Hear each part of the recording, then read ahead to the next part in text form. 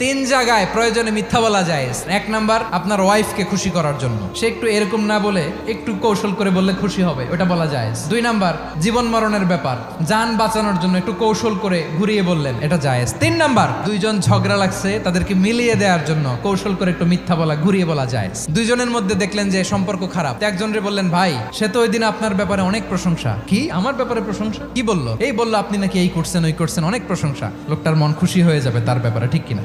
আবার তার সাথে যার ঝগড়া, ওরে যে বলুন, ভাই ওই দিন তো সে আপনার অনেক অ্যাপ্রিসিয়েশন করলো, অনেক, সে তো অবাক, কি রে বলে কি? এই যে দুইজনের ব্যাপারে দুইজনের একটু ভালো ভালো কথা বলে দিচ্ছেন, একদিন দেখবেন রাস্তা দিয়ে হাঁটার সময় একে অপরকে সালাম দিয়ে ফেলছে, সালাম দিয়ে বুকে জড়ায় ধরছে, আছে না নাই?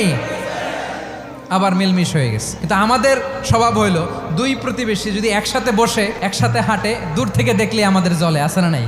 ঘটনা কি? এই দুইটার মধ্যে এত মিল কে? এই দুইটার মধ্যে গিরিঙ্গি লাগানো যায় কিভাবে? আল্লাহর কাছে তওবা করেন, এই মানসিকতার যেন আমরা না হয়, আমরা মিলিয়ে দিব।